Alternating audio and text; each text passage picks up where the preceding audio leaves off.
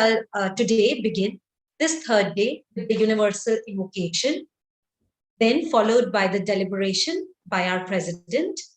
And then there will be a short break for 15 minutes, followed by a question and answer session. So before we begin this concluding session, let's just go through the inception of the seed that was sown by our president, Brother Tim Boyd, on day one of the program, wherein we all studied all about the personality. We understood the personality structurally according to the ancient wisdom. We studied the man, the sevenfold nature of the man. And then on day two, Brother Tim Boyd delved deeper into the functional aspect of the personality, its capacities, and its influence over us. How this imprinted personality from its cultural, familial, and environmental influence grows and then magnifies itself through desires of its separated self and fulfills its need of happiness by the cycles of sense-seeking desires. So now, on day three, on behalf of the Indian section, I invite Brother Tim Boyd to enlighten us into the newer avenues of shaping this instrument called the personality. Those who have missed day one and day two of the program can visit the Theosophy India YouTube channel to watch. Over to you, Mr. President. Thank you. Thank you very much, Mansi. As was stated, we'll begin with the universal invocation.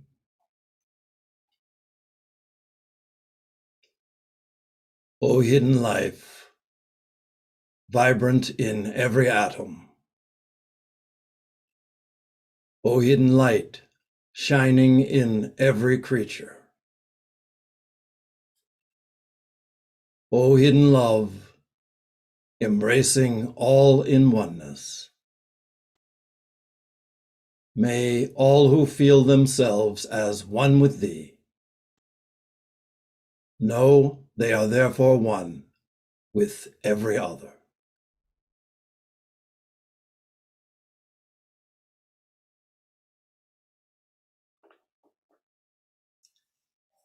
Thank you. Well, today we go into the third of our 3 days together. I do have to say that I think a program such as this is something that has great value. I'm not talking about me as the presenter or about the content as selected by me. I'm talking about the idea of not just for an hour do we come together. Often what we tend to do is we come together, there is a presenter, and then there are passive recipients. So an hour of that and we part. I think the way that this particular program has been designed, at least from my perspective, has been really quite good in the sense that there is this interaction that has taken place. There is a time when we're together, when we come to a common focus. And I think probably during the course of our time today, maybe we'll talk a little bit about some of the effects of that way of approaching the search for truth, we could say. So for our first couple of days, as was noted, on the first day, we just wanted to kind of outline what it is that we're talking about. You know, when we say personality, what's meant by that? And I think we've gotten a very good idea that basically what we're talking about is this complex of, you know, what many describe as the lower nature of physicality, of emotional component and mentality, as well as the more etheric, the more energetic sorts of bodies. That's what we identify as personality. And in a sense, it is the habit, particularly among us as Theosophists, to think in terms of this as the lower nature. And it has that kind of low status. It's a theosophical caste system in a way. We have a lower being, a higher being. The emphasis, I think, that was made in one of the initial quotes that was shared from the Mahatma letters from the Master KH, asking the question of, wouldn't it be better to devote your attention to this present personality than to spend so much effort trying to seek out its creator? Because in a very real sense, and I think we've talked about this during our time together, until this tool of the personality has been sufficiently cultivated, sufficiently unfolded, we may think in terms of the higher self or the inner nature as the guiding principle or the boss of this total complex. But in reality, until this personal aspect has unfolded, it's the personal ego that is the boss. In the sense that many people, I encounter this quite a bit, particularly when dealing with bureaucratic sorts of situations. Very often, the way that power is expressed is in how it's capable of limiting a person's access. So somebody who otherwise might be less important in the structure of things, when you come to their desk, they have the power of saying no to your forward progress. In many ways, this personality is that same thing. To the extent that we find ourselves focused on supplying and catering to the needs of the physical body, which always makes its demands. Just as soon as you have something of some importance to do, it gets tired, or it tells you, I'm hungry, or various other things. The emotional nature is the same, the lower, what we speak of as the lower mentality, the intellectual nature, which I think we feed perhaps even more extensively than the others. And particularly when we become involved with something like what we would describe as a search for truth. Because when you ask yourself, what is the process? Now, how is it that we're actually engaging in this search? Very often, it's something that is necessary, but very often our search largely becomes confined to an attempt at an intellectual understanding of profound concepts that have been shared during the evolution of this theosophical worldview. So we find ourselves thinking a great deal. One of the things HPB made a point of was that very often intellect thrives at the expense of wisdom. When we speak about truth, there is no truth in knowledge. There are things that we can say that are true. The sky is blue is true, but is that truth? I don't think so. So there are all sorts of limited knowledges that we can access. It may be heretical for me to say something like this, but this is the third day. After this, you won't be able to turn me off because I'll be gone anyway. So I'll say it. There is no truth to be found in any book written by anyone, whether it be the Bible, the Bhagavad Gita, the Dhammapada, and, not to be too heretical, I won't mention any theosophical texts, but there is no truth. What you do have is the attempt made by great beings to find a way to give us an avenue to experience truth. And the mechanisms that are available are words and the attempt through language to guide us into avenues along which we can proceed for the actual experience of truth. So, black and white on a page, if you ever make the mistake of thinking that you have found truth through quoting something that someone has said, you're quoting a truth that was true for that person. But the great mystic, Indian and Hindu mystic, and now I'm forgetting his name, but made the statement, until you have lived it, it's not true for you. So we begin with that. We are in this search for truth, and along the way, during the course of our time together, we've done a couple of things. We've sort of laid out the groundwork on our first day in speaking about how this personality is structured.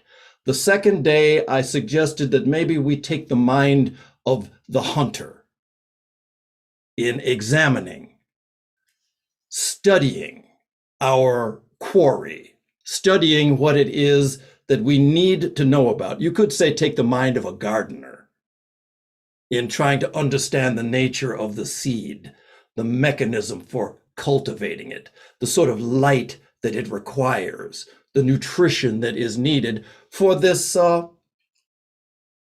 personality to unfold, to be refined, and to be expressive to this inner life that really, until it is cultivated, its role is more or less to deny the expression of this inner life. So that was what we took up on our second day. And we looked at some of the ways in which really almost the governing power within this personality, which is the world of thought, asserts itself. And out of that thinking develops all of the different things that become the personality. Certain things we're given at birth, of course. It's not a matter of just random genetics where you find yourself born into a family and suddenly you have certain qualities that are emphasized, others that are inherent. Obviously, from the ageless wisdom point of view, we're talking about a process that involves these key elements of reincarnation, and it's intimately intertwined with, of course, karma. The fact that we are constantly producing causes that generate all of the effects that follow from that. So the personalities that we find ourselves inhabiting from life to life are very much the gift to us from previous lives. In the Bible, there is this thing that the sins of the father will be visited upon the sons and the sons' sons and the sons of the sons for 7 generations. That the karma that is generated, that is produced by us, we are parenting, in the words that we shared from the Mahatma letters, we are peopling our current in space with thoughts that really could be regarded as entities that have effects. And we reap the benefits, or we reap the difficulties that come from all of these self-initiated karmic consequences. So this is the role that we are playing. So with that, if we ever really come to see that with any degree of clarity, Then we move to the next step, which is what we're going to be talking about on this third day. In the words of Shankaracharya, little book, the Viveka Chudamani, in his introductory words about that, he makes a statement. And it's based on this idea in Buddhism, and Shankara was also making the same consideration. There is this idea that there is such a thing as the precious human life. Generally, when we think about a life that is deemed precious, it's, any one of us that is born. It's just such a precious thing to be alive. But they're a little bit more specific in terms of how they describe a precious life. It has certain qualities. One of which is that it has a mind that is capable of understanding. So you're born into a body and a personality that has that capacity. It's not limited necessarily physically confined. So, very often chemical disturbances in the brain make it very difficult for us to comprehend or to express. So you have a body that is free from those sorts of things. This is part of having the precious human rebirth. Everyone doesn't have that advantage in this lifetime for whatever the karmic reasons may be. So you have these qualities. But in addition to that, you find yourself born in a place, you find yourself born into a family into which some sort of opening of the mind and some sort of experience of truth is available. But then most importantly, they say you find yourself, it becomes a precious life when all of those qualities are there, plus you find yourself born in an age and in a place where genuine teachings that lead to the experience of truth are available. All of these things combined is what makes for a precious life from this perspective, this Buddhist or Shankara type of perspective. So the comment made by Shankara was that anyone who is born into this precious life, who does not appreciate it and does not take hold of this unique opportunity, he described it's like someone who is a suicide. It's very strong words, but the idea is that having been given this ultimately precious opportunity to not fully avail yourself of it is just, you might as well just take a pill, is what he's saying, and just go off to sleep because you're wasting a life. And so these are the types of things that are said very often in spiritual literature, often with the desire to motivate us. And I think sometimes one of the ways that people motivate is through fear. And that's one that might fall into that category. But the important part is we become motivated. So what do you do is what it comes down to. If we've looked at it and if you find there's any value, any truth in the ways that this personality has been examined, now what do you do about it? And so that's what I'd like to talk about today. I'd like to start with a quote, and it's a quote from HPB. I'm going to put it up on the screen because, as is very often the case with HPB, some of these quotes are rather long and sometimes involved. So you'll be able to follow along as I read it to you. Can you see the screen? Are the words clear enough? Okay, so you just follow along because we're going to take it from here. So in this quote, she says, "We know that by paralyzing gradually within ourselves the appetites of the lower personality, and thereby deadening the voice of the purely physiological mind, the animal man in us may make room for the spiritual. And once aroused from its latent state, the highest spiritual senses and perceptions grow in us in proportion and develop side by side with the divine man. She actually uses the Latin word for side by side, but develops side by side with the divine man. And so this is a quote that's taken from a paper that she wrote called What is Truth? Paralyzing gradually the appetites of the lower personality.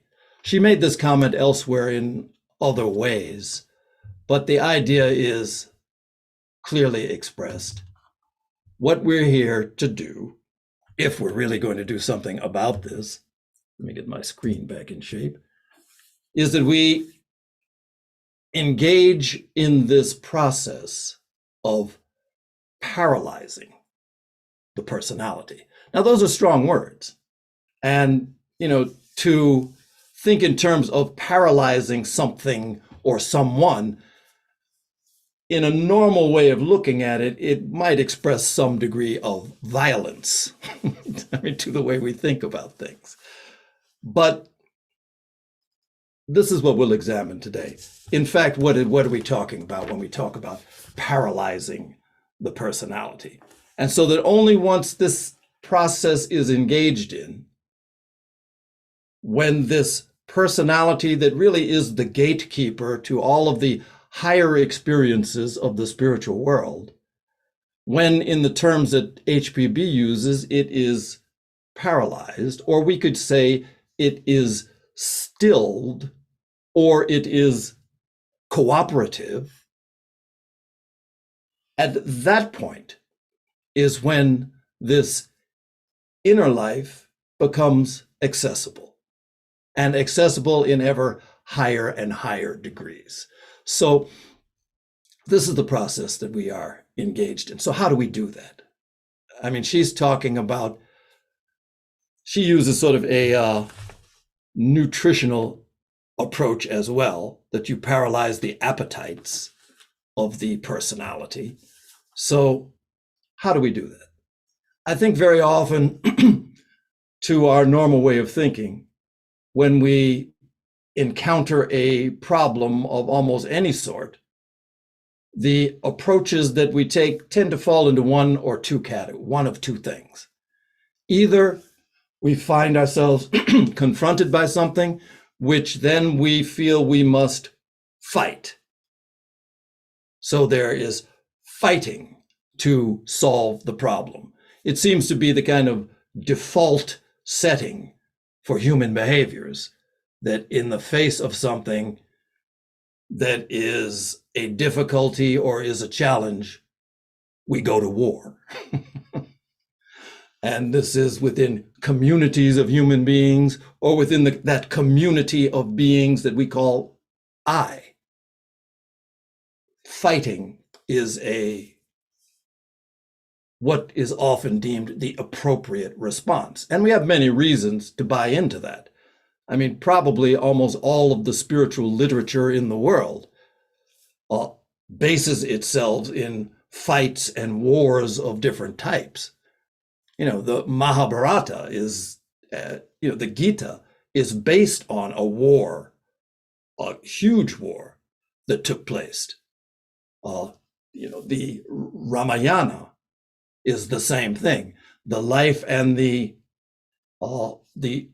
development of Islam based in war. The Bible, you pick your chapter and there are wars going on. Something that we feel is the norm and appropriate. So do we fight it?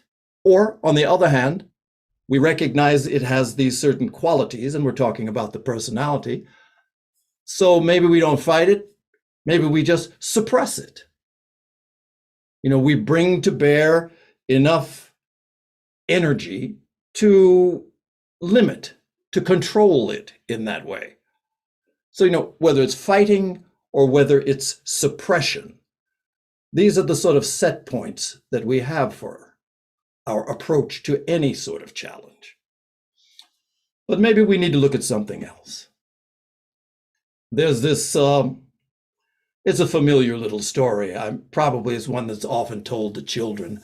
I first encountered it as something in the Native American community, American Indians. And it's a story that basically is a very simplified version of what HPB said. The idea is that a father's talking to his son, trying to teach him something about life. Says, look, there's a huge fight going on within you. He says, there are two wolves inside of you, and they're fighting with each other. And they're fighting to the bitter end. One of the wolves is a wolf that is composed of all of your, bad qualities, your angers, your fears, your jealousies, your greeds, your lusts, all of these things is one wolf. The other wolf is the good things that are within you, your kindness, your benevolence, your generosity, all of these things. And they're fighting against each other. And so he stopped the story there. And the son naturally asked, well, Dad, which of these wolves is going to win the fight? And so the response was, the one that you feed. The aspects of your personality, which in many ways is at war with your higher tendencies, the aspect that will come to prevail is the one that you energize, that you feed, that you give nutrition to. And we talked about this earlier. How do we feed the personality to become evolved, to unfold in ways that make it instrumental for the inner life, for the soul, for the higher self? So in our approach, what I'd like to do is this. Again, I think in a way what I'd like to share today, probably I should have started off and it should have been the whole program. But, without kind of clarifying things beforehand, it probably would have been out of place, but I think we'll be okay. So the idea is this.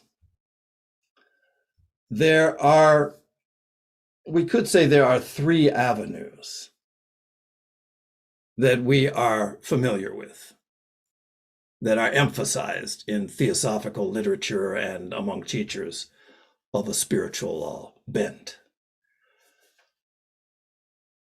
Often what is emphasized is three different areas of approach.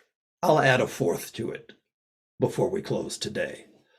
But one of them is we have to train ourselves to engage in high thought.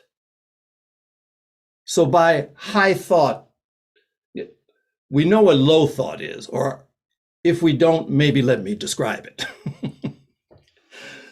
The normal sorts of things that engage our thinking about where am I going to get my next meal, about how I'm going to rise up in the ladder at work, about, my frustrations with the family and raising children, or my income isn't enough, all the sorts of things we think about, politics, the news. That's a focus on, sort of like horizontal thinking at the level of the eyes, only what you see there. Actually, at one point I was speaking with someone who was engaged in, people who are blind. Very often they have, if they're fortunate, they have these, what they used to call seeing eye dogs. And it used to be from time to time, you see people in the street and these people are totally blind, and the dog leads them. And the dog is trained to observe all of the different sorts of dangers and keep the blind person out of danger. In talking with someone who was a trainer for these dogs, they said the dogs can be trained, but the hardest thing to train the dog to do, all of the normal activities they can train, but the most difficult thing is to train the dog to look up. To look up. To be able to see dangers, to be able to become aware of the environment outside of ground level, outside of horizontal. And similarly with us, one of the hardest things for us to do is to initiate a practice of regularly turning our attention upward. Moving from, in Theosophical parlance, moving our attention from kama manas or lower manas to higher manas. J. Krishnamurti had a book that was called Think on These Things. The title is not fully original in the sense that St. Paul said the same thing, and probably many, many others. Think on these things. And I think in the biblical quote, it's, think on these things, think on all that is good, all that is pure, all that is beautiful. Think on these things. So Theosophical literature, the literature of any spirituality, is strewn with these jewels of thought. Think on them. Elevate the thought. And it affects everything else. Because to the extent that we're able to reach and to have some experience or appreciation of the vast, the more universal consciousness, it puts the other in perspective. It has a way of minimizing the problems that we find ourselves so often engulfed in. So high thought is one thing that we know. The other thing, I tend to speak of it as experiment with quiet. We're very busy. We're very noisy. We're surrounded by noise. Most of us live in cities these days. More than half of the world's population, for the very first time in the history of the planet. I think it occurred in 2000 something. I used to know the year. But in that particular year, for the very first time, the majority of the world's population were living in urban areas. It had never been before.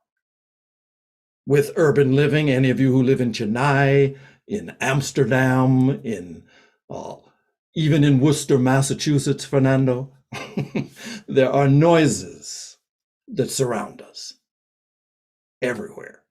And we're largely not even aware of them because it's so much a part of our environment. It's like, how often do we hear the wind? So quiet. We have to develop the means of experimenting with quiet time. I think very often we speak in terms of meditation. I try to stay away from the word, honestly.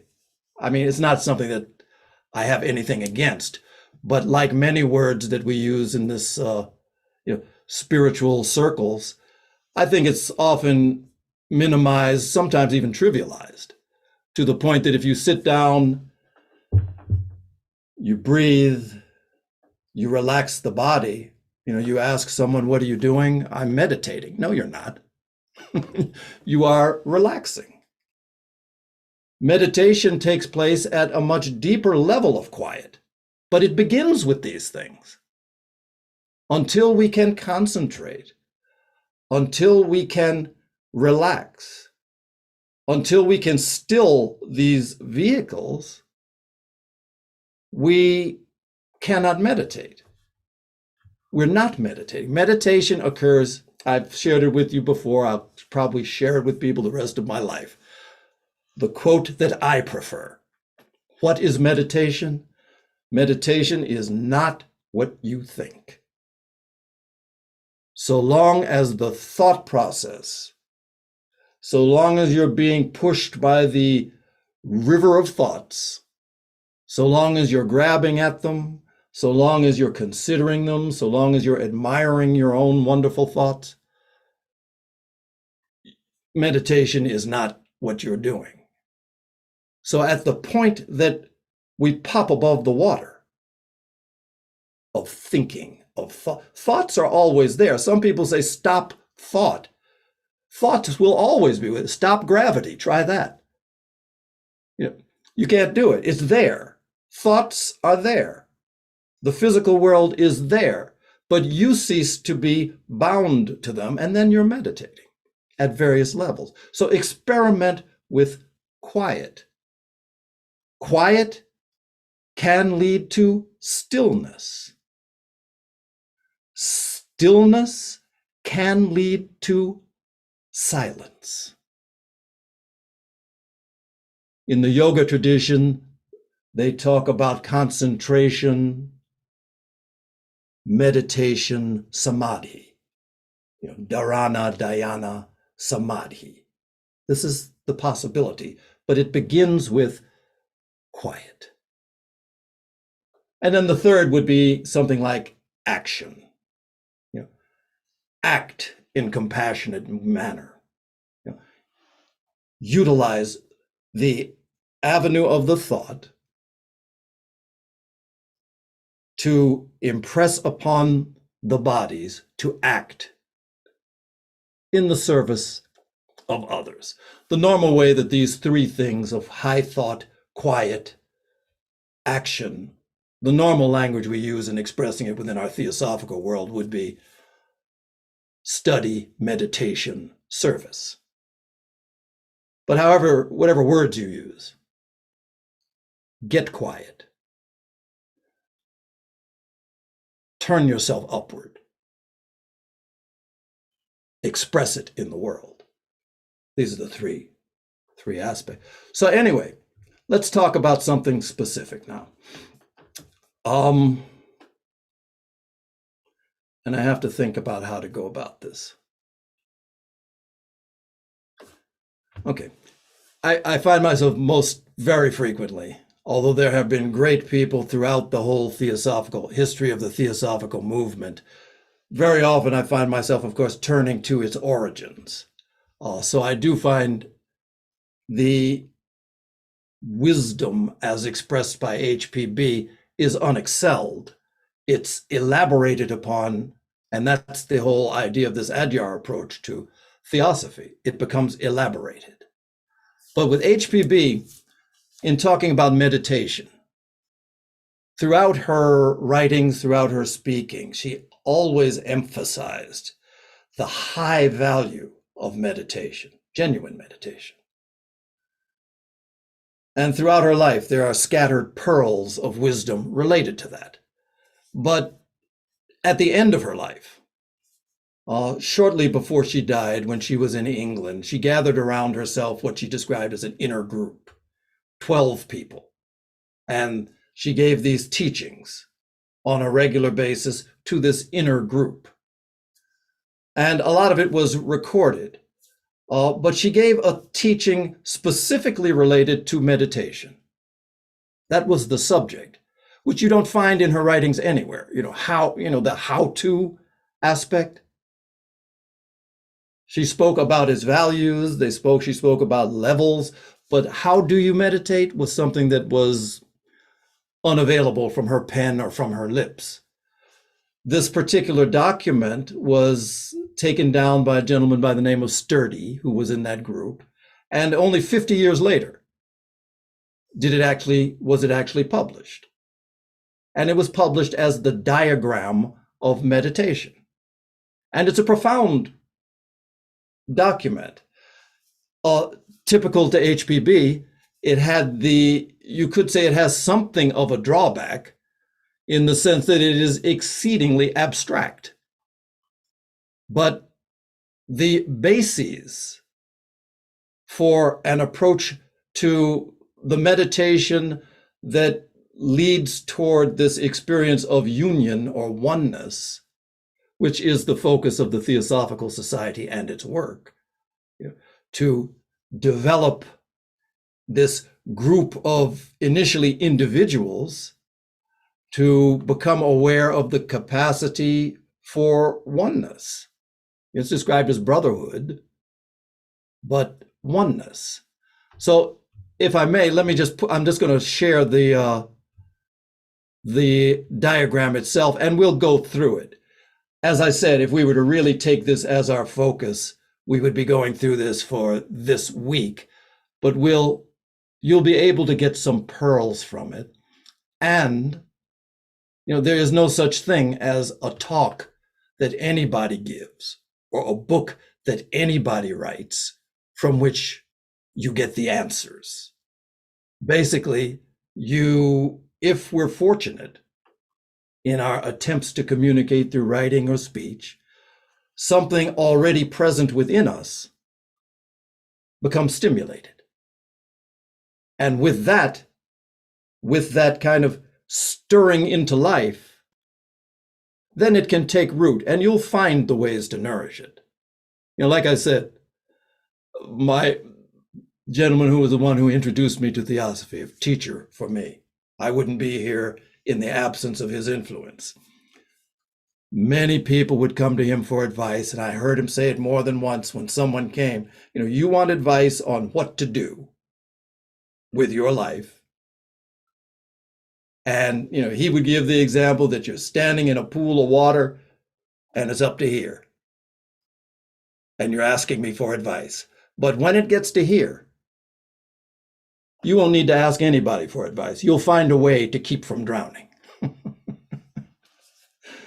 All of us are in this same situation.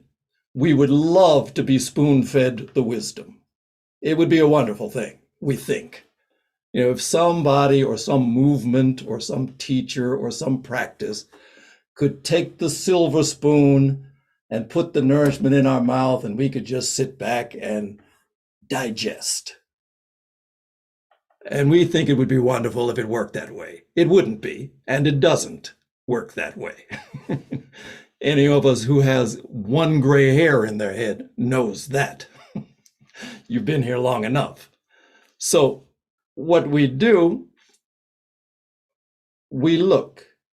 And the main quality of searching, we're on a search, and search has its limitations. We won't go into that, but we are searching, and we are searching for something. Very often we become a little bit misguided because we think that what we're searching for is some missing piece, that when we find it, when we go to the right workshop, when we listen to the right speaker, when we cross our legs and hold our fingers in the particularly right way and pronounce the right sacred word, we get it.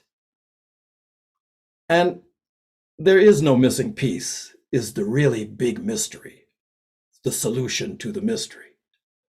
Rumi, St. Francis, HPB, everybody made this statement that what you're looking for is what is looking.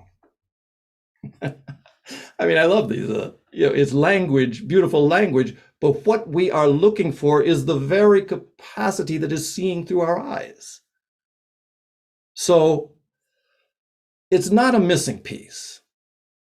It's the recognition by stopping this continual outward flow that everything is fully present now.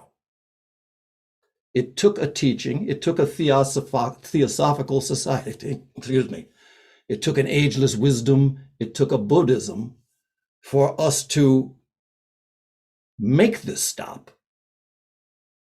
But by whatever means it comes, truth is not Theosophical, truth is not Buddhist, truth is not philosophical, truth is truth. And it's the avenues that we travel to actually have the experience that then we name. Theosophy, ageless wisdom tradition, is something I would point to as being of ultimate value in this search. But it's not the only thing. I mean, even the masters made the statement, do you believe that the only society, the only direction of our energy and our efforts is this one body? There are others that are out there in the world. The master's work is not confined to me or mine. So anyway, we're not looking for a missing piece. So let me call this up. And what I'll do is this. Very, very briefly, unfortunately, we will go through this diagram of meditation. As I say, it's exceedingly abstract, but exceedingly valuable. And then perhaps if I could, I'd like to just give an example of how this might be applied. And then one more thing. So if you're willing to bear with me, we may go a little bit longer than the time prescribed, but I see my boss, Mansi, her head is nodding. So then we might be able to squeeze a little more time. Let me do this. Let me share the screen and we can call up this diagram of meditation. All right, so do you see it? Is it full screen? I'm not sure how that works. Not yet? All right, hang on. Let me see if we can push it to full. It is full screen. Sir. Yeah, It is full. I'll Okay. see it. Yes. Thank you. All right, so no, I don't see it. Okay, so anyway, the first, it says how it was dictated in her inner group, but the first line, basically, she gives a very profound description. Before we even begin the process, first, she says, conceive of unity by expansion in space and infinite in time. Leave out either with or without self-identification. First, she tells us we have to make the effort to somehow connect mentally, conceptually is how she describes it, conceive of unity by expansion in space and infinite in time. So there is the idea as a practice that conceive of by expansion in space. Everybody knows space is infinite. There is no end. You can't put up a wall and say space ends here. So prior to beginning, the effort on our part is to allow ourselves to first consider and then perhaps even come to some degree of experience of not just vastness, but infinity, limitlessness.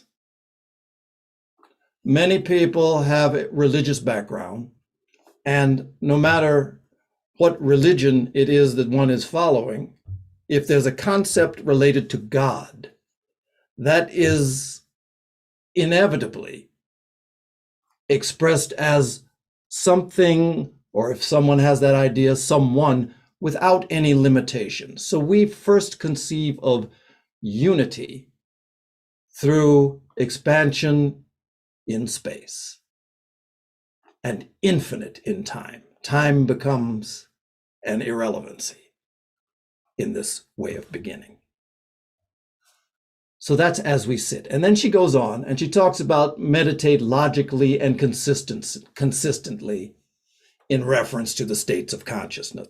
And the states of consciousness are largely related to the personality that we have spoken about. There are states of consciousness that localize themselves in the physical, in the emotional nature, in the mind, in the Buddhic or intuitional nature.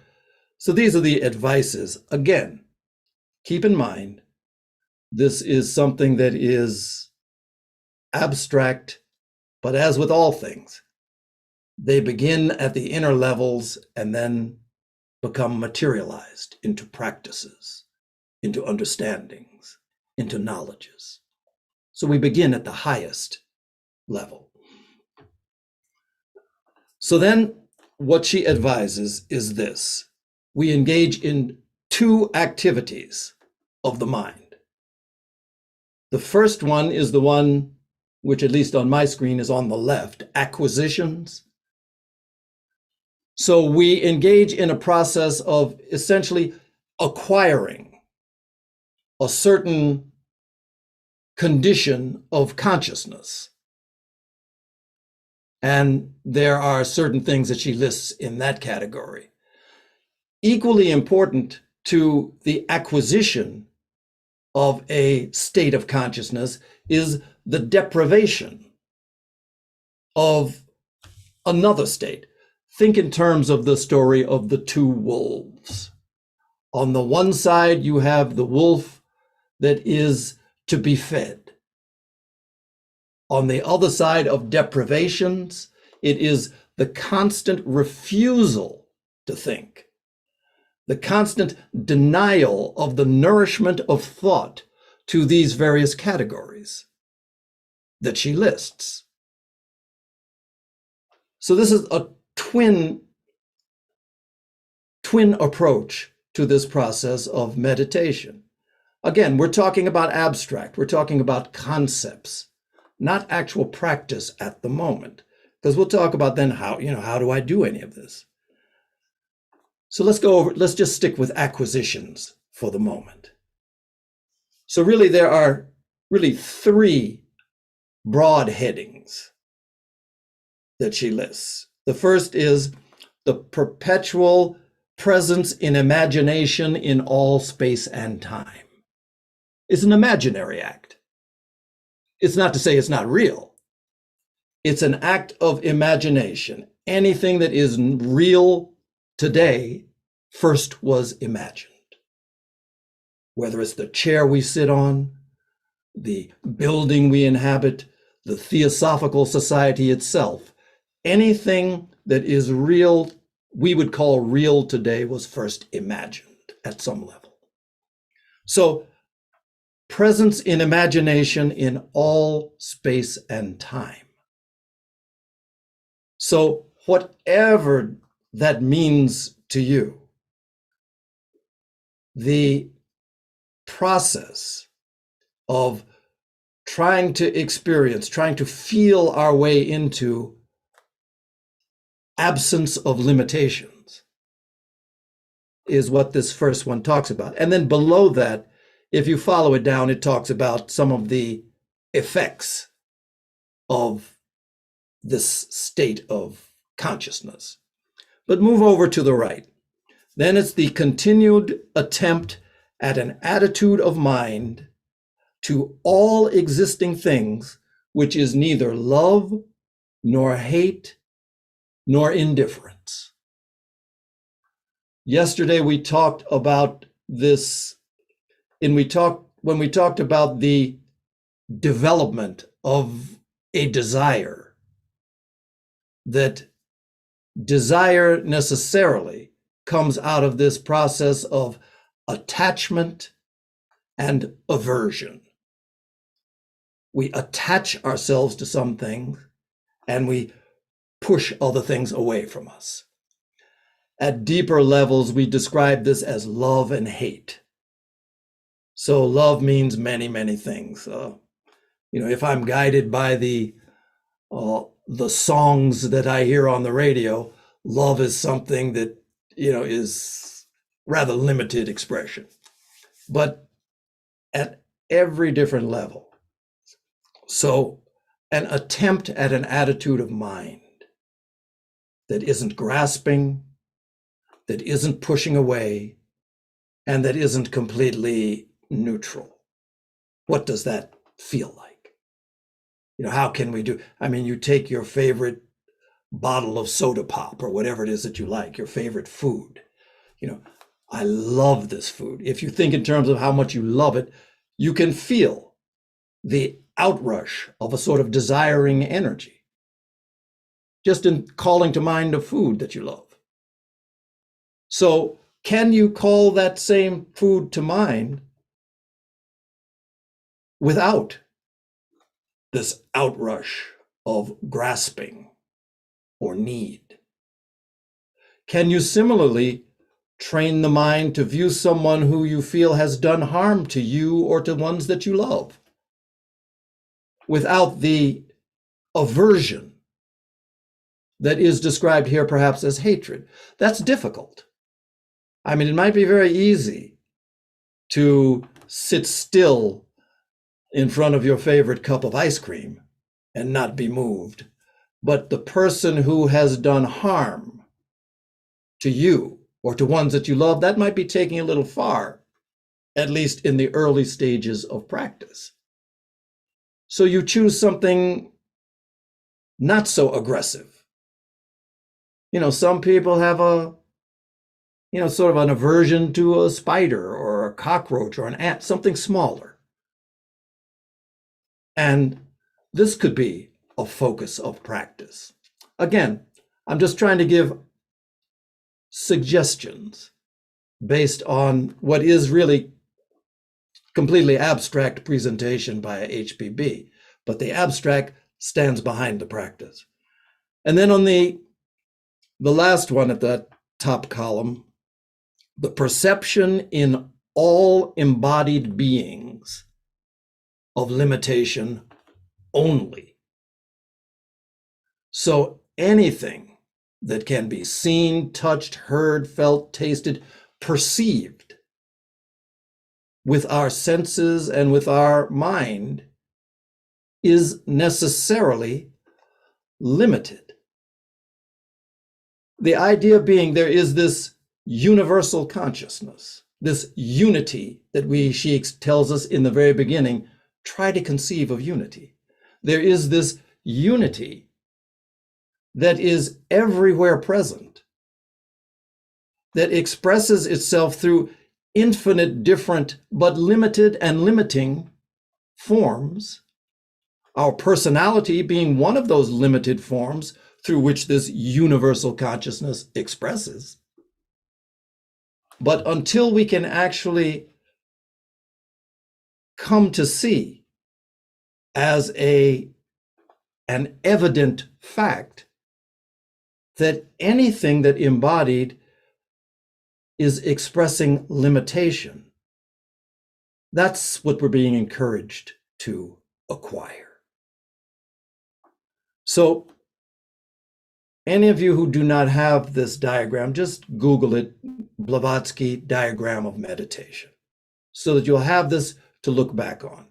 You will find that at times there will be aspects of it that speak to you more clearly than others.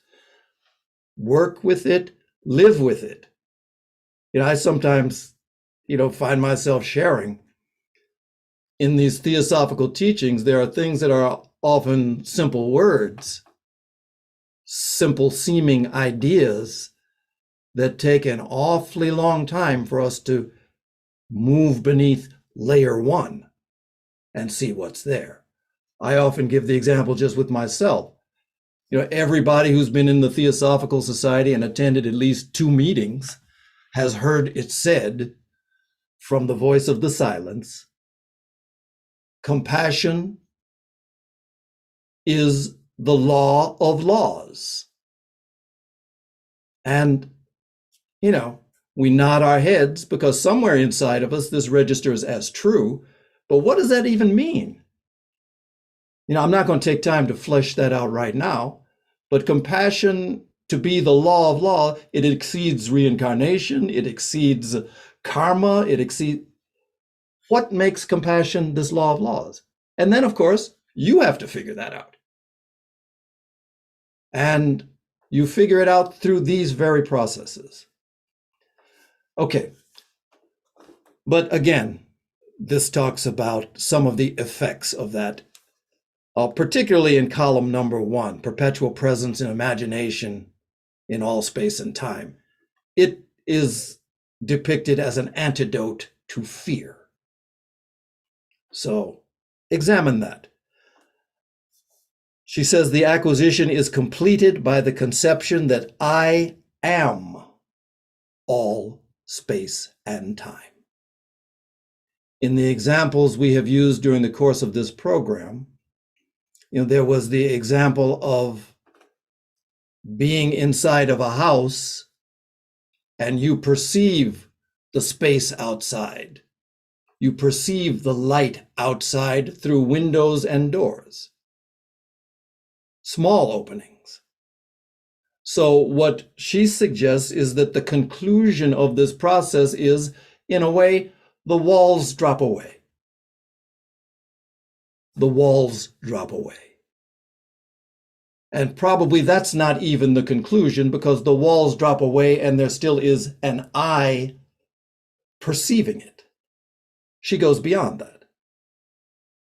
Not the I that is perceiving is not different than the what it is that is being perceived. I am all space and time. So briefly then, deprivations.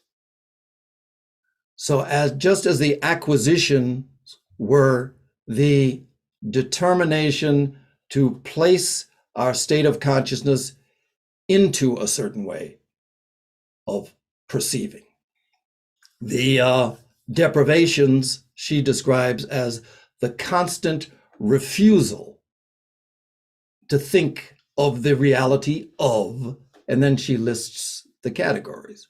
So this is a process really that she speaks of. When she's describing it here, it's a process that really involves the activity of the will. So as these normal sorts of thinkings present themselves, the refusal aspect is that we first, as I said before, unless you can see it, you can't do anything about it. So first, largely through this process of quieting oneself, it gets to the point that as these thoughts and these habits of mind pop up, we can see them when they arise. As we persist in this process, we can see them before they even enter the mind. But as this arises, we refuse to strengthen it with the nourishment of the stream of our thinking. So again, we paralyze by not feeding the bad wolf in that way of looking at it. So what are these things? And she has 5 of them with their effects. Separations and meetings, associations with places, times, and forms. One of the main features about life as we know it is that there are always meetings, always separations in our normal way of thinking. We're here on our 3rd day. Once the Zoom link breaks, in a way we're scattered to the wind, but we're not. We are, as long as we believe in that there is some reality to separations and to meetings. To the extent that we actually become aware that there is this interdependency that is constant, interconnection. I love the way that Thich Nhat Hanh puts it. He talks about interbeing. Once we come to recognize through these acquisitions that this is the state of reality, this is what is real, then it makes it so that we are not so much attached to these separations or these meetings. The deepest sorts of separations that we experience, of course, are the ones that shake us the most. So, we're born. This is like the great meeting when we come into the world. We meet everybody, we do our thing, we develop a life, and then we leave. We separate from this world. And if we feel like there is a reality to that, then it's a very sad moment. But the idea is that, in many ways, the constriction of having been tied and dependent in many ways upon an undeveloped personality, that restriction moves away. So really, the separation is not something that is sad in any way. Easy to talk about ourselves, but when our dear ones reach the moment where they die, often it can be very, very difficult. There's a story about he was a great teacher, and he had many students. And on one particular day, he got word that his son had died. And, when he heard about it, he just began crying uncontrollably. His sorrow was immense, and his students were standing and they were observing their teacher. And, they're saying among themselves, how is this? This man has taught us that death is really an illusion. It's something that doesn't have the reality we give to it. How is it that he who has taught this to us, how is he crying? So one of the students got up the nerve to approach him and went to him. He said, "Teacher, you've always told us death is an illusion, and yet, you're overcome with sorrow. How can this be?" And his response, "Yes, death is an illusion, but it is the greatest illusion."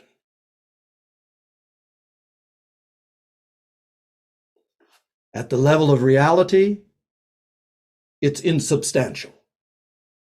But at the level of our experience of reality, at our level of development, it's a very consequential moment. We had this conversation yesterday, relative reality, absolute reality. So anyway, separations and meetings. Then there is the distinction of friend and foe. So the idea of, again, this comes back to attachment and aversion. The people I like, the people I don't. Every single one of them is a soul attempting to make itself felt through a personality, but doing it in a very uneven manner. But we identify with the activities of the personality and develop friendships based on that and enemies based on that. Again, refusal to give a reality to that. And then there's possessions.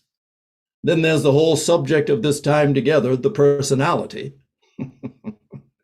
Refusal to think of the reality of the personality. It acts, it does, certainly on a certain level, it is very real. But as we invest ourselves in nourishing this personality and strengthening it, it strengthens its control over the expression of this inner life. So refusal to give nourishment to this expansion and solidification of a personality. And then, of course, there is sensation. So anything that we touch, anything that we feel, anything that we taste, hear, is fleeting. If you had a different nervous system, you would feel it differently. If you were colorblind, you would see it differently. So its reality is purely subjective. So again, this is a gloss on the concepts embodied within it. So with this one, she says the deprivations the outcome of it is the sense that I am without attributes. That the I that is really the universal self expressing itself through this personality it's not bounded by goodness, badness, kindness. It is unlimited. I am without attributes. So this is this diagram of meditation. As I said, this one we could spend a long time with, but I just present it to you because I know for many people, for whatever reasons, they're unacquainted with this. And while it is not so much a practice, it is the basis for practice. And it informs a practice much more deeply if we have this as something of a background. So let's do this. What do I do with this? How do I practice this? And so let me just give one example. During the course of this consideration, try to give some possible avenues. There is actually a very specific sort of meditation. It comes out of, we're familiar with it coming out of Buddhism, but it derives from many, many places. Supposedly, at some time, there was a Brahmin who came to the Buddha and asked him a question. The question was, what can I do to be assured that after death, I will be reborn into Brahma's world, into the world of Brahma, the heavenly world of Brahma? And, that's a question that maybe if somebody asked me, I'm sure I would give being a theosophist, I would probably try and give some philosophy based on it, but it's something that would be the Buddha's response, which one of the things that Buddha was quite famous for was, he depicted himself as a doctor. He didn't say I'm a philosopher, he said, basically, I am Buddha, which means I'm awake. But then I'm here I view myself as a doctor, someone who can help with the maladies that afflict us just by virtue of being human. So his response to this Brahmin wasn't, you're asking the wrong questions. He said, well, sure. If that's what you want, then do this. And he gave him a meditation. It has come to be known, it was called the Brahma Viharas, which is to say the abodes, the dwelling places of Brahma. And also it's known as the four immeasurables, or the four immeasurable minds. But it's very, very simple, and you can do it as something that is just, even at the level of an affirmation or an intellectual exercise, or you can move more deeply into it as an actual meditation. Very simple, and I'll say it, and then we can just briefly go over it, and then I will try to wrap up because I really am imposing on the time of this event. But when the fire's burning, let it burn out. So anyway, the Brahma Viharas, the four immeasurable minds. The first one is, and we'll approach it more from a standpoint of meditation. The idea is expressed as, may all beings be happy. That's the first one. And again, it's one of these things that seems so just simple. May all beings be happy. This is going to get me into Brahma's world. But thinking about Blavatsky's diagram, the first thing she says, first conceive of unity by expansion in space. The Buddha's suggestion for the Brahman's meditation, first call to mind all beings. Not just all beings in your family, in your country, in your world, all beings. So conceive of unity by expansion in space. May all beings be happy. Another way it's expressed is, may all beings have happiness and the causes of happiness. We're not going to touch that today just because of time, but may all beings be happy.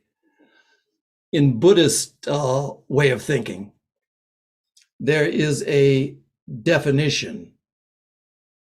This is called, this first one is related to love, the desire that other beings may be happy is described as love in the Buddhist context. So may all beings be happy. Then the second of these four immeasurable minds is, may all beings be free from suffering.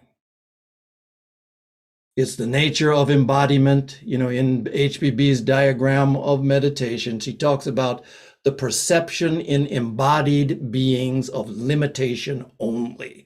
This limitation is the cause of all suffering. So the second immeasurable mind, may all beings be free from this bonded and conditioned nature that necessarily results in suffering. May all beings be free from suffering. The third, may all beings have joy. I think in many ways we conflate, we fuse together happiness and joy. You know, they seem to be so similar. I think from this perspective, happiness, as we described, arises when somehow the self diminishes. Yesterday, we described it as the arising of happiness when there is a condition of desirelessness. So joy is described as almost more of a mental phenomenon, which is to say, the example that's often given is a man or a woman who is in the desert, thirsty, dying of thirst. And they look ahead of them, and ahead of them they see a wonderful oasis with flowing water and trees growing. The oasis is a mirage. It's not there. There is no water that they're going to drink.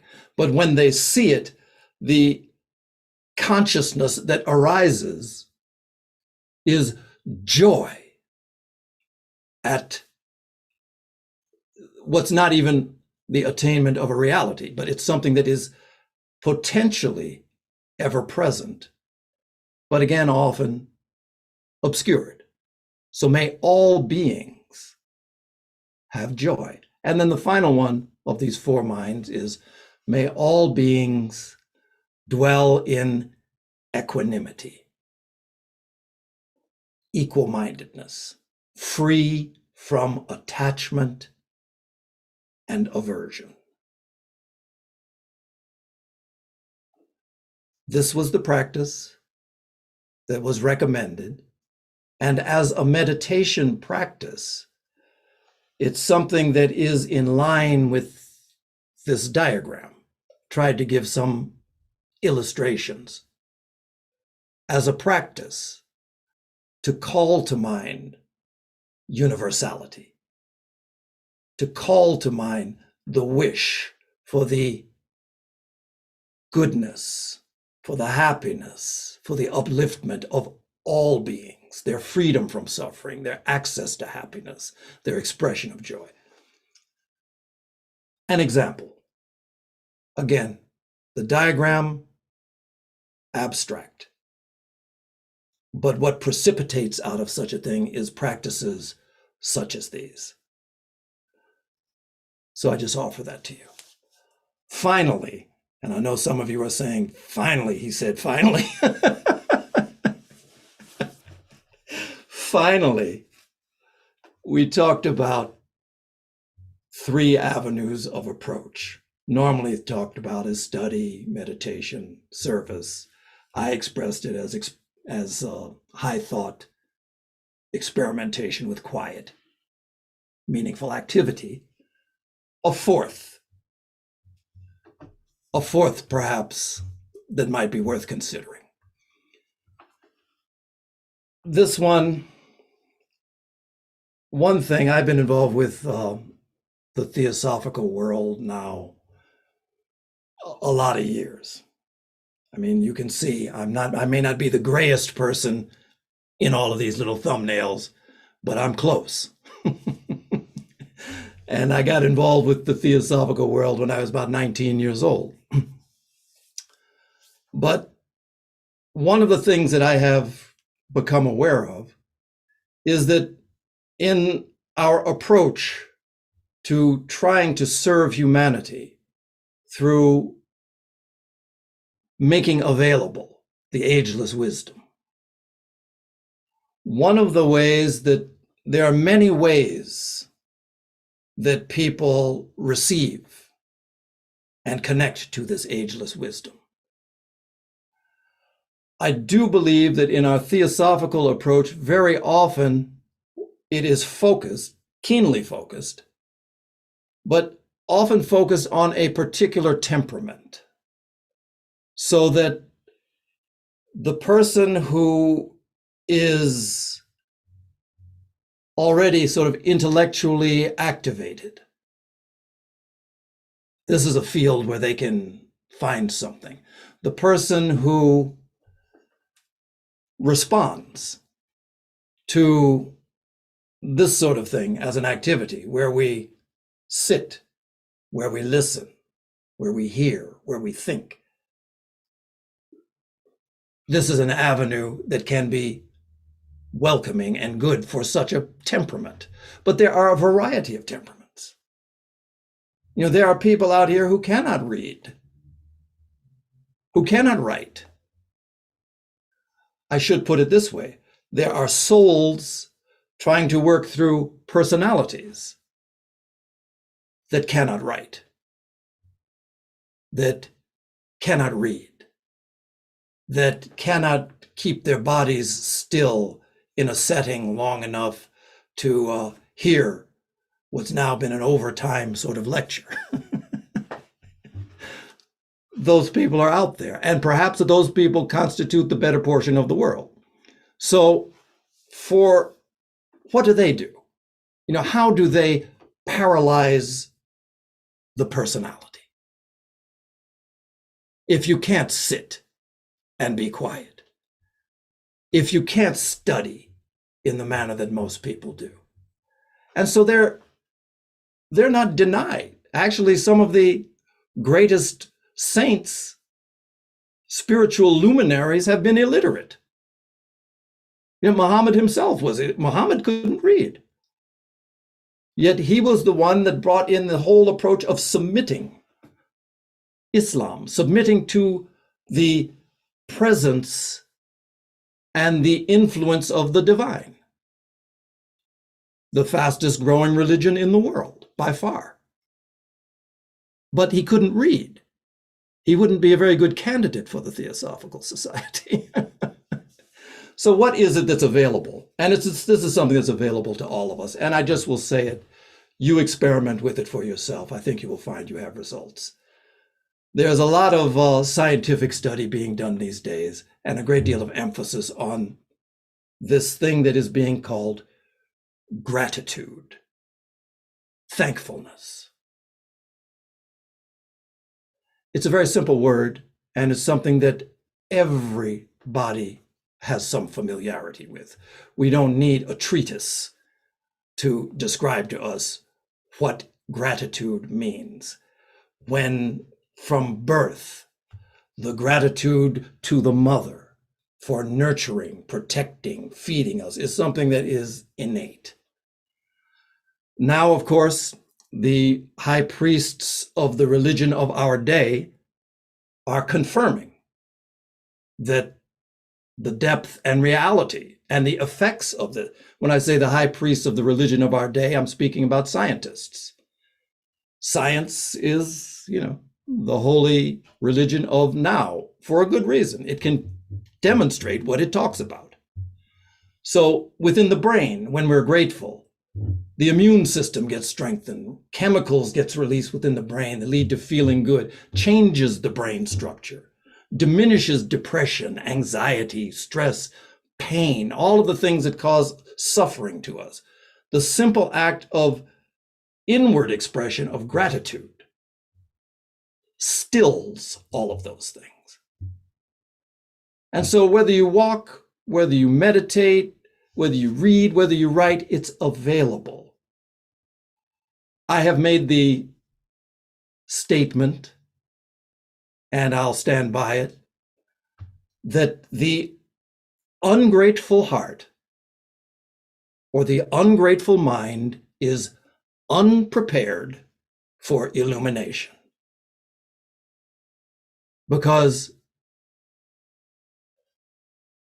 it's a mind that is out of touch with reality. The reality is that there is no such thing as an independently existing self. Any one of us is the result of the interconnection and interbeing of everything else. Thich Nhat Hanh makes the beautiful statement that expresses this idea of interbeing, that the tears that I cried yesterday, today have become rain. It's all linked together.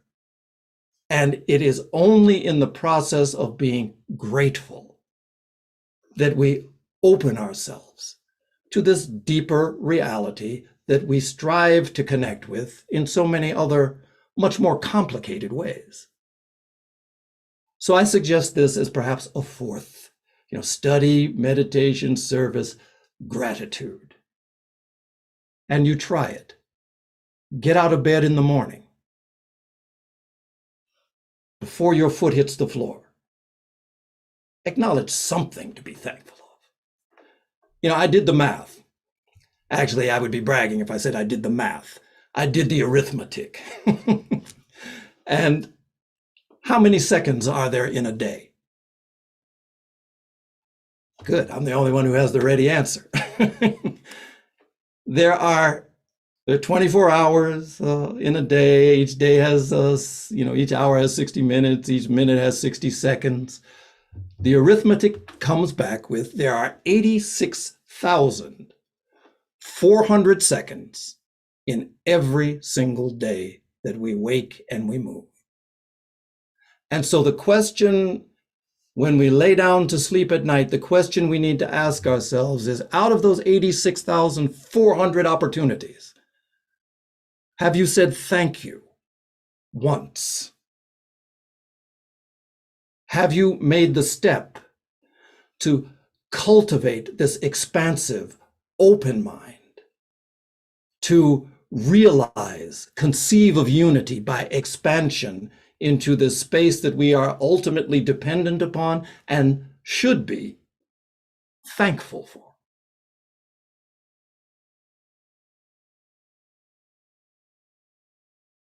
So probably before Pradeep takes the virtual hook and pulls me off the stage, I should probably wrap up now, because I have way exceeded our time, and I apologize for that, but I don't apologize for what we have shared together. So thank you. Mansi. Not at all, sir. It was very gracious and kind of you. You captured our attention, and we've always wanted to hear these words of wisdom from you. Coming from you, we are so blessed to have you here and to learn so much from you, even though we read all these things in theory. But when it comes to us and, hits our heart, it pours down as a blessing, and we, come out as a new person. When we will start doing these things, we will act out in the world the way you have taught us to do it. It is really a big blessing for all of us. Thank you so much. You really never exceeded the time. We would love to hear more from you. But because of the paucity of time, now I would definitely ask you one thing, sir. Should we take a 15-minute break, or should we continue with the question and answer session? How do you want to do it, sir? Or the meditation? Because it's Yeah. the stage is all yours, sir, and we would love to have more connection with you. Well, from my point of view, I always almost prefer the time of question and answers to the time when I'm talking. But I want to have time for questions and answers, but I also know that it might be good just to have a short break just so people can walk away and come back. So if we could have, is 15 minutes required, or can we do a shorter break? So we could do with Yeah. a shorter break, and we could ask Brother Shikhar, sir. Yes, sir, please. Over to Pradeep, you, I think Shikhar you ji. have a suggestion. 10 minutes break. That's fine. Okay. Can we be back in 10 minutes and then we can go with questions and answers if for whatever it is you have. Okay? Yes, sir. Yes. All right. So 10 minutes from now, I will be right here in front of you.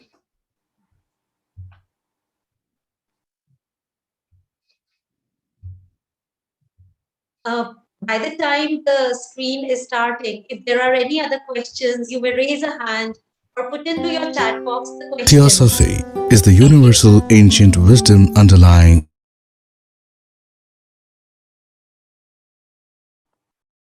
Please post in your questions in the chat box or raise a hand when the question and answer session begins.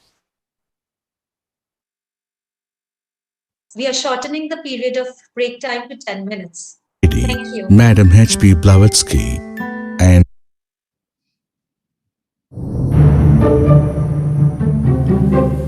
The Theosophical Society's international headquarters is here in Adyar, in Chennai, India. Formerly, Chennai, India was known as Madras just a very few years ago.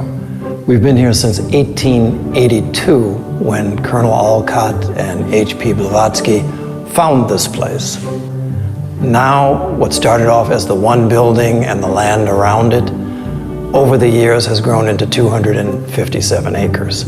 There are two spaces that are described as the two lungs of the city of Chennai. Theosophical Society is one. It's the second largest green space in the entire city. And so it's something that has flora that don't exist anywhere else in the city. They're all different forms of insect life. It's on the migratory pathway of many, many different birds that won't be seen elsewhere. Because we have waterfront.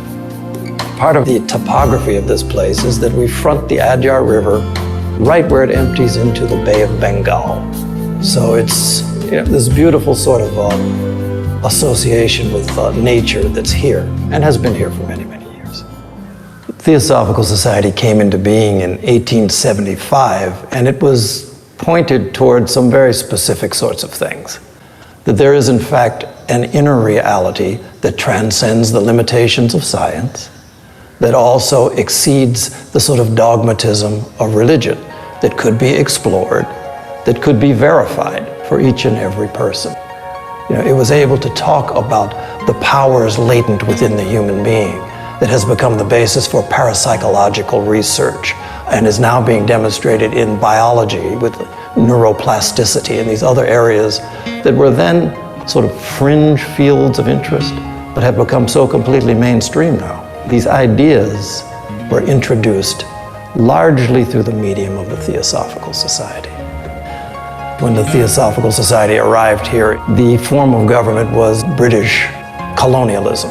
So the religions of India, and particularly Hinduism, with its multi-thousand-year-old history, was something that was under attack. Theosophists, on arriving here, were able to perceive the beauty and the truth in these ancient scriptures, and they actually fought for and worked with the people who were here to recognize the features of their own religion that spoke to these profound truths that Theosophy was interested in. One of the other things that was just of supreme importance to Olcott was education. Started a school, but one of the other things that he felt was important was to track and to preserve the spiritual history of the Indian continent. And toward that end, he amassed a collection of 45,000 different palm leaf manuscripts that were falling into disrepair, that have found their way into the library that he established here at Adyar.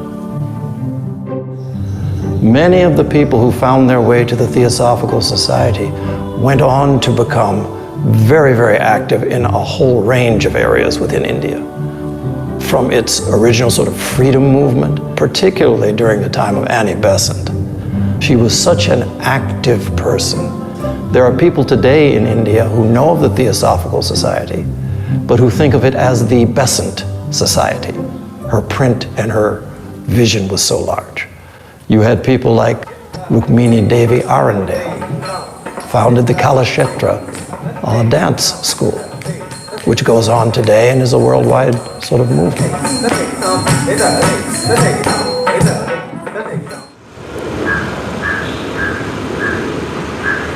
Here on our campus, we have a number of different things that are available for the public and for members. Of course, Vasanta Press. Vasanta is actually just an Indian way of saying the name Besant. She started the press, and it was the most modern press in all of India when she started it. So we publish books and print them here as well. We have the Quest Bookshop. So the Adyar Center is a place that attracts spiritual aspirants from around the world.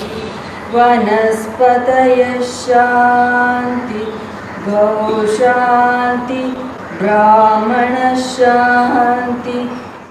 All year round, there are people who are coming here for a variety of things. During the fall months, which are the cooler months here in this part of the world, we have the School of the Wisdom. People come from countries in Europe, Asia, all over the world to sit with people who are profound students of Theosophy and spend a couple of weeks per session. We have meditation opportunities for people, beautiful places all around. Also here on our grounds, we have temples for the world's religions. All of these are beautiful places that are open for people to come and sit, to meditate, or to practice their particular religion in an authentic and designated spot to honor it. And of the Son and of the Holy Ghost. Amen.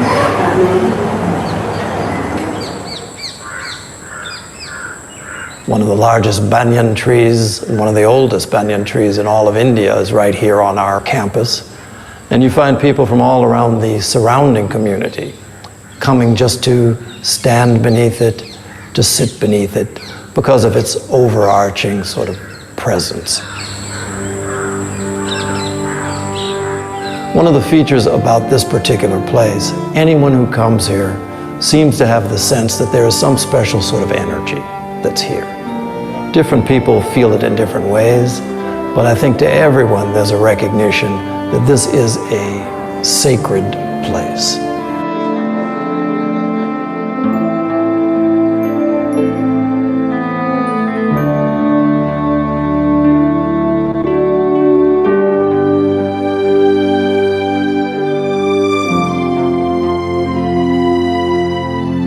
It's something we try to maintain in that way.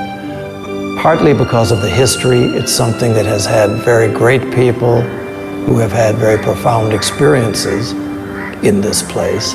So that's an influence that is very often felt in different ways here.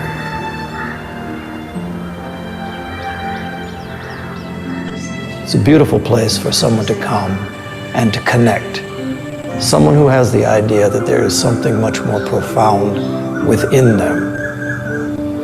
This is the sort of place that all during the year, whether it's just to come for a walk, or whether it's to come for an extended period of stay, to come to volunteer and to experience the ambiance and the energy of the place, there are a variety of ways to connect with this.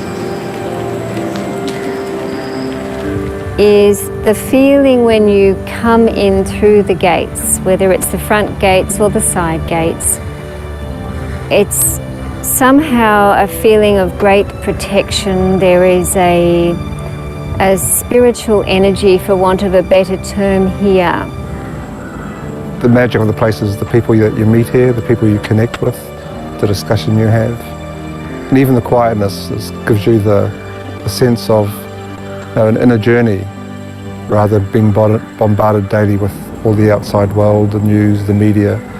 Here's time to reflect and to be on your own if you want to, or to be with people if you want to. What brings me here, first of all, is the International Convention, which I think is the main event in the whole of our Theosophical Society internationally. I think the most valuable thing is the energy of the place. It is often said, and it might sound cliche, that this is the home of the Theosophical Society, and I really think that if you want to experience what that means, you really should come here. Absolutely. Quite honestly, it's a beautiful thing to have inward states of peace and clarity, but unless it's something that finds its way out into the world, then it's really not enough. So always service has been a prime focus of the Theosophical work and of the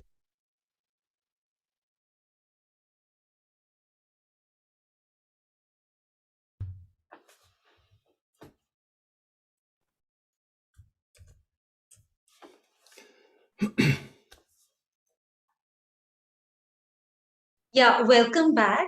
Can we start with the question and answer session, sir? Please. Yes. There is a question from Mrs. Zina, and it says, is it possible that when one is not mentally pursuing meditation often, it sometimes just happens by itself, by an experiential seeing with the inner eye, not searching, but blessed in that wonderful moment of seeing something magical? Absolutely, yes. I would even venture to go maybe one step farther and say that probably most of our genuinely meditative experiences occur when we are not sitting on our cushion with our legs crossed or in our chair with our hands folded. They occur in moments that are not controlled by us, in situations where it is not something that we are necessarily seeking. But the reason why I think it is called meditation practice, and that's what I tend to focus on as a word, is that as we become accustomed to the possibility of an inner stillness, then we become much more accessible to that experience. There is an expression that says, excuse me, it says, enlightenment is an accident, but practice makes us accident prone. Enlightenment, the experience of the awakening, is something that is not under our control, but practice is something that makes us accident prone. So I think that's part of the rationale for practice.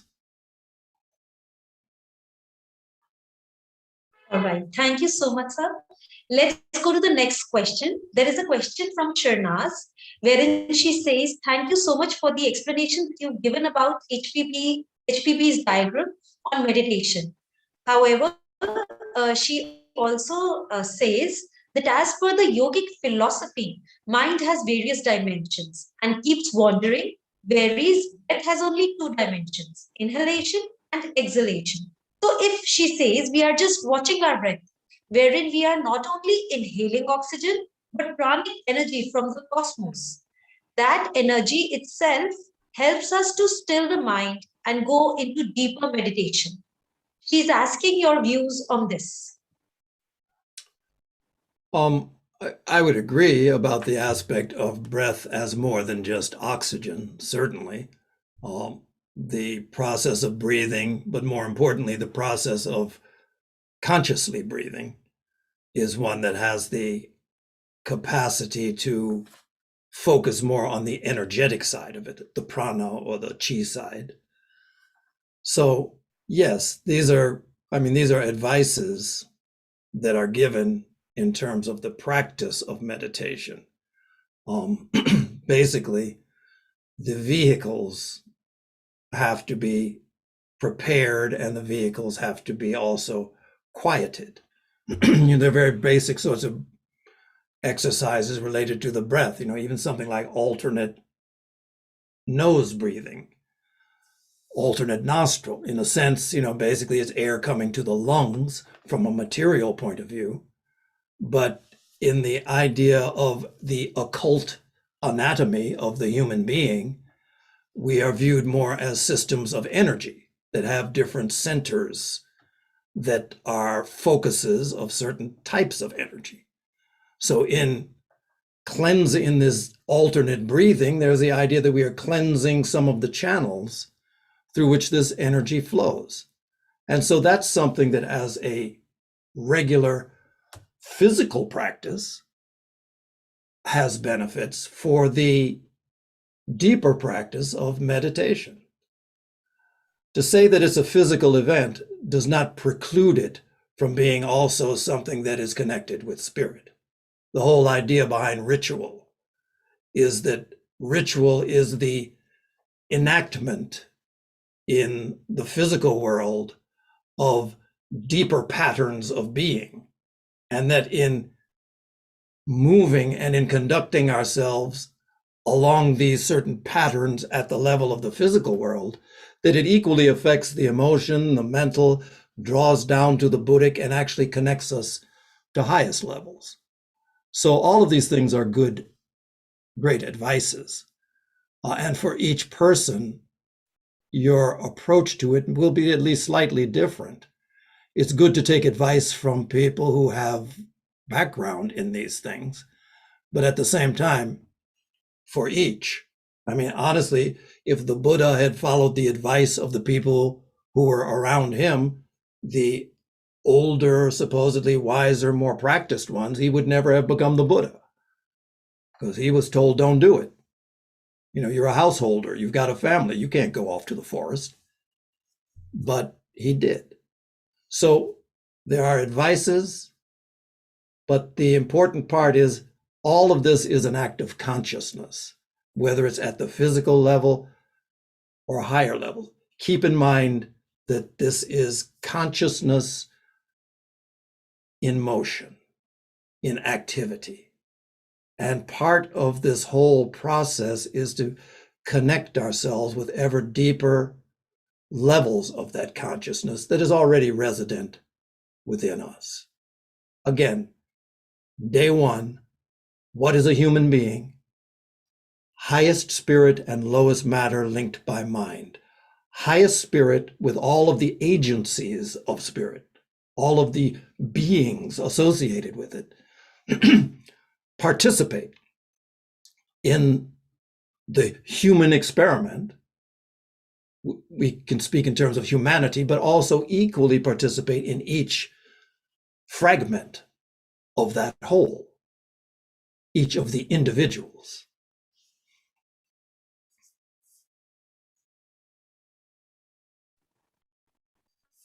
If there are any other questions, or somebody had raised a hand, if they have a question, they can please speak up, unmute themselves, and have their question ready.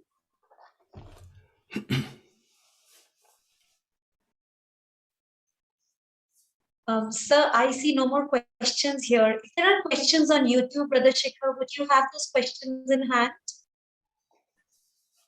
May I ask one question, please? Yes, please go ahead. I am Sastri. Are you able to hear me what I speak? Yes.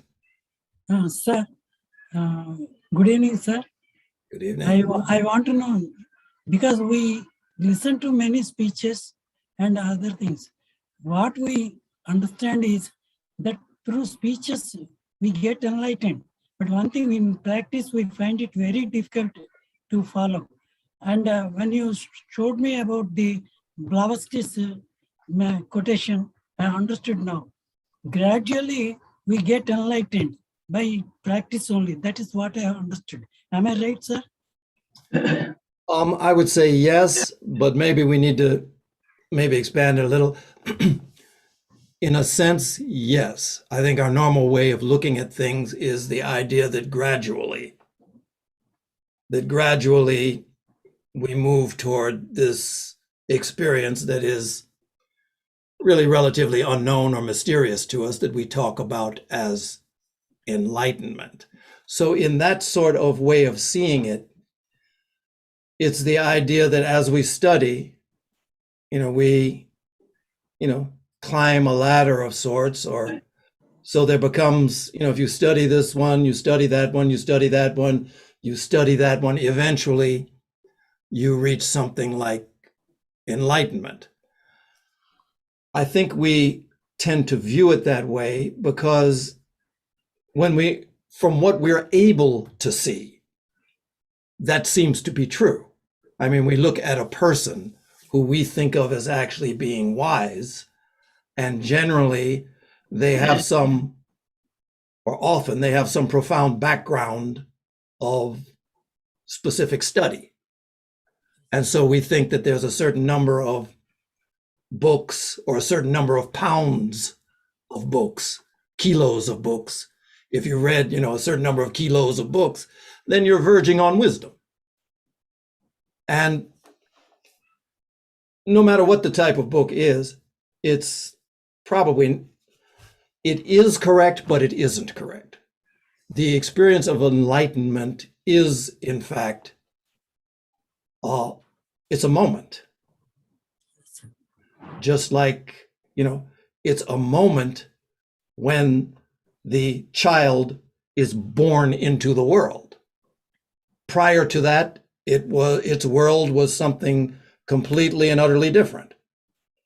As soon as that baby hits the air, the first thing that greets him is the doctor smacks him to make him breathe, and then he's given a name and all the other things. So it's a decisive difference in the quality of what we see between what we think of as our normal state or even our elevated state and what might be discussed as enlightenment. So it is gradual and it is sudden and immediate and complete. The examples that we have, like in nature, for instance, quantum physics now, there is the idea about, the description of the atom, which has electrons orbiting it. And, what they found was something completely in contradiction to what we think of as normal reality, which is that the electrons that circle an atom move to a different orbit, but they don't move gradually. There's no movement across the space that intervenes between one orbit and the other. When more energy is invested in that electron, they move suddenly, they move completely, they move utterly. The term for it is a quantum leap that is made. It's not something that's consistent with the way we see the world, but it's a description in many ways of this process of enlightenment, that there is a certain amount of energy that is building within this orbit of this electron till it reaches a certain threshold when everything changes. The scriptures of the world go into descriptions of this. Again, they can't tell you what it is. Yes. Because, to a blind person, it's very hard to tell them what the color red or, what the moonlight looks like. We are those blind people, so they try and use other ways. There's a biblical expression I particularly like. You find it in the Psalms, the songs of David. The way it's expressed there is beautiful. It's poetic. It's talking about the voice of the higher self, or the voice of God, or the voice of the silence. It says, "He utters his voice, and the earth melts. Upon the hearing, first of all, we have to be brought into a state where we can hear. This is the practice idea, study idea, activity idea, gratitude idea. We come into a state where we can hear. We don't control when that voice will speak, but a moment comes when he utters his voice, and what's the result? That everything we view as real, this earth that surrounds us, melts.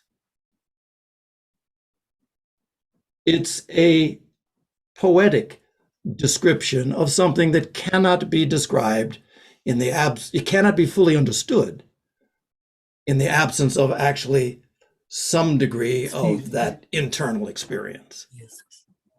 So yes, just to actually answer the question, Thank you so much, sir. I'm U.S. Pandey. gradual is correct, and also sudden is correct.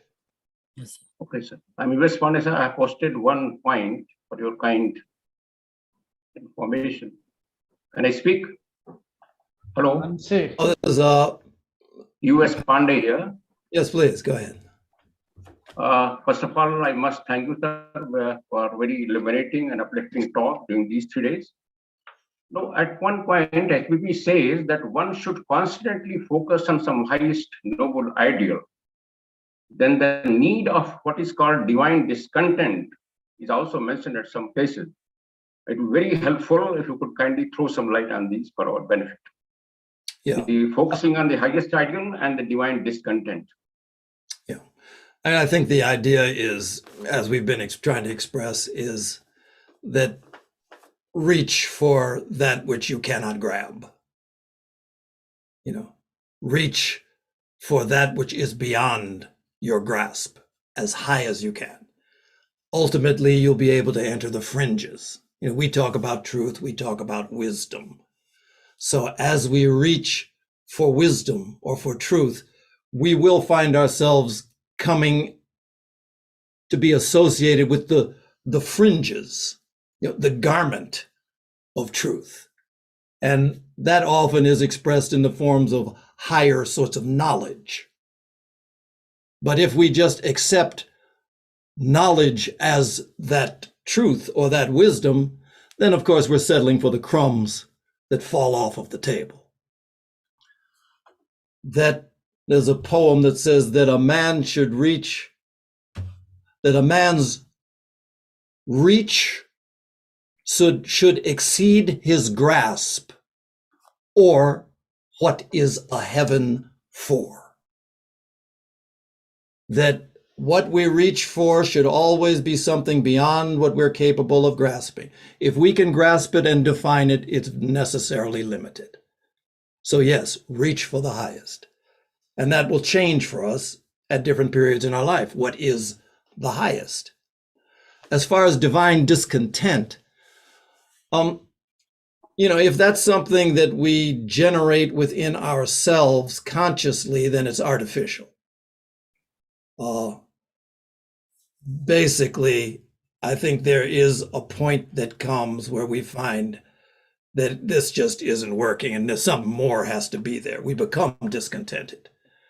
There's a woman in the United States a number of years ago in response to what was, just a built-in pattern of racial discrimination within this country. There was a civil rights movement.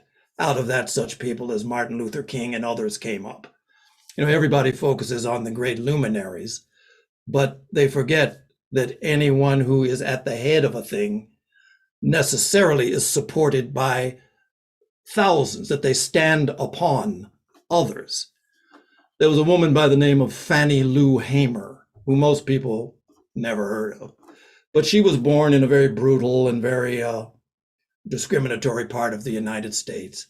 And, for hundreds of years, people lived with that. But at one point, she became very, very active and at great risk to her life and to her person. And somebody asked her, why? What is it? You've been like living through this all your life. And then all of a sudden you become socially active, and, with murder threats and all the rest coming to you. Why? Her answer was, a certain time came for me when I was sick and tired of being sick and tired. This divine discontent that Until a certain point, we don't really notice it. We might feel like there's something a little off, and we try and fix it with, the right partner or the right job or the right foods. But then we realize it's something deeper. And when that starts to settle in, you don't have to manufacture anything. That in and of itself will push you. We talked yesterday. There is a view of the world that we have internalized. What we call reality is what others call the effects of our ignorance. And until we reach a point where we have some doubt, that doubt would be this discontent. It looks as if it's something that's solid, but the way we talked about it yesterday, just like with a good sweater, if you grab a loose thread and keep pulling on it, eventually you find that there's nothing there but the thread. And this is this effect of divine discontent. It's not something that you can manufacture.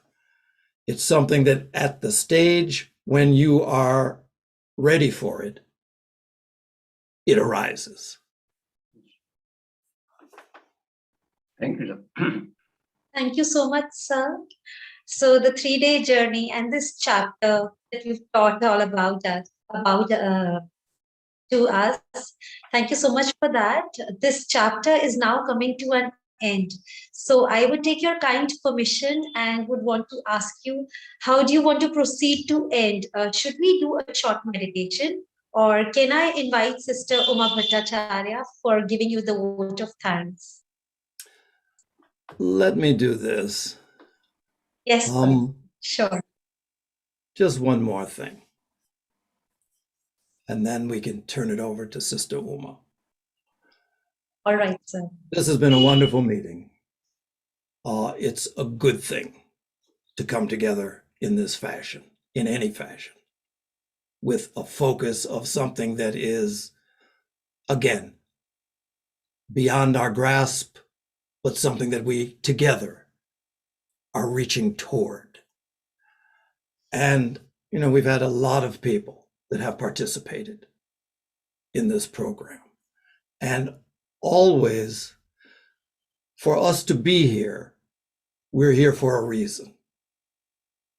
And often I do believe the reason that moves us to be in connection in this way, often it begins with a sense inside of us that there's something we need. And that in some way, perhaps this is something that can help us in this process of self-transformation. And often it does. And that's a very helpful thing. And it's a good thing. But at another level, the purpose of this Theosophical society is to serve humanity. And in that service, the society itself, the things we regard as theosophy, are not creations of people like you and me. It's not the creation of someone like HPB. But there is this idea that this thing that we participate in is the work of great ones. Great ones who foresaw a need for the human family. And out of that tried to develop means through which their influence could be felt in the world. We try to engage in this process as individuals, wherever we find ourselves, but moments such as this, where there are 150, however many of us there are, come together with a focus. There are moments that actually occur in such meetings as this where there is a harmony that occurs. Everybody knows it from their own personal feeling when such a thing happens. A harmony occurs. And out of that, what was 100 individuals, at least for a moment, becomes one thing. one instrument that can be utilized by these great ones for their energy to shine into the world. So much needed. So during the course of our time together, yes, it's something that is beneficial to us as individuals, but at the same time, we participate in something that provides an opportunity for the work of those who are greater than us, and a work that we know little of, but provide an avenue for that energy to come into the world through our thinking, through our questions, through our quiet. And so always when such things as this occur, I feel very blessed to have participated in such a thing. In a sense, proud of what we have been able to create, hopeful that in some way it will do some good in each one's individual journey. And, lest we forget, grateful for the opportunity that all of us have to serve and the precious life through which we are doing that. So I just want to thank each and every one of you for allowing us to come together and to really do something. And we have. We don't see it, but something's been done here. And for that, I'm grateful to everyone. Thank you as so much, always, sir. Thank you. And It's an honor to have you here. Thank you so much. And now I invite Sister Uma Bhattacharya to give a vote of thanks. And we will miss you and hoping to meet you again and again and again, Mr. Tim Boyd, sir. Thank you. Thank you, Mansi. Namaskar. Am I audible? Yes. Okay. Well, I'm here to extend my sincere thanks to the International President, Brother Tim Boyd, for graciously accepting the proposal of Indian Section Headquarters to conduct the study class for 3 days on the subject personality and the inner life, tuning the soul's instrument. It was indeed a very captivating experience to listen to him during these 3 days. As on the above theme, he put before us a very systematic, in a very systematic, rhythmic and lucid manner to understand the subject, so which we have understood not only from the practical point of view, but also from the angle of ageless wisdom. On the very first day, as we all were present, we all know how he proceeded with the theme to have an overall view, a clarification, what personality means. And we have been provided with a very, very comprehensive and clear vision that what constitutes personality, and that the personality has a function which is intimately linked with reincarnation and karma. It was made abundantly clear to all the audience who were listening to him. The second day was dedicated on the aspect how personality functions. How do we get influenced by the personality? The president enlightened us on this aspect to have a clear vision. On the last day, that is today, he touched the core issue. That is, what can we do about it? What are the avenues available through which we can proceed to shape it as conducive instrument for inner life, life of soul? His illustrious description of meditation, particularly the diagram on meditation by HPB, which he shared with us, has benefited all the participants immensely. So we are indeed grateful to him for taking us on a spiritual journey for the last 3 days. We were fortunate, rather blessed, to have a total insight into the subject, and it was a great learning experience for all of us. We got enough for our spiritual journey ahead on this path. Overall, it was an uplifting experience. Along with International President, I would like to thank all those who contributed in organizing the study class on behalf of Indian section. Thank you. Namaste.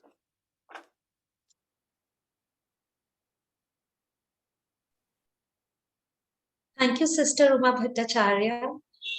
Over to Pradeep sir and Shikhar Agnihotri ji sir. Well, Tim, again, Yes. I would like to again thank you for all the efforts that you have made over the last 3 days.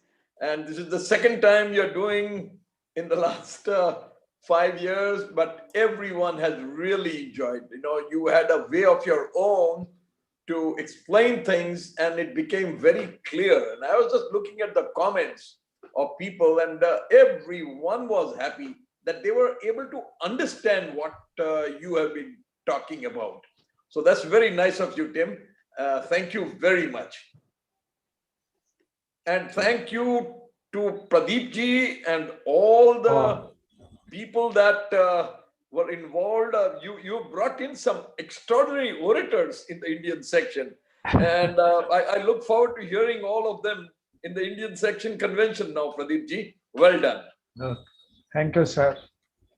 Thank you. So before I close, I'm thankful to Brother Tim Byard, International President, Pradeep H. Gohil, our Indian Section President, Dr. Deepa Padi, who attended today meeting also, Professor C.A. Sindhe, Narayanji, Umaji, and also the moderators like Catalina, Subralina, and Nancy, and my co-host like Sekharji and others. So I'm thankful to all the participants from India and all over India. Thank you all. Thank you, sir.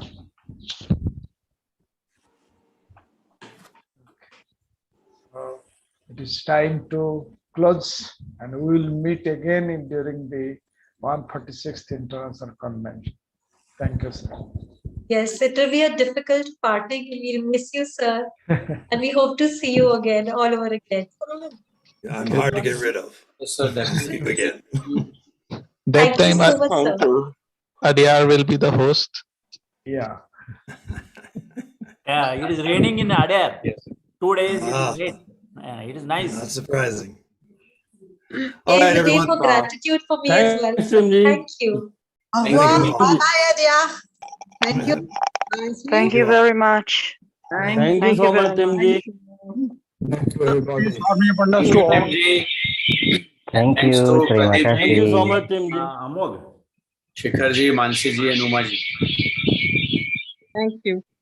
Thank you. Thank you so much, everyone, for Thank you, joining Thank you, in. everyone, Thank for you for joining. joining in. And your blessings, your shower of blessings. Thank you.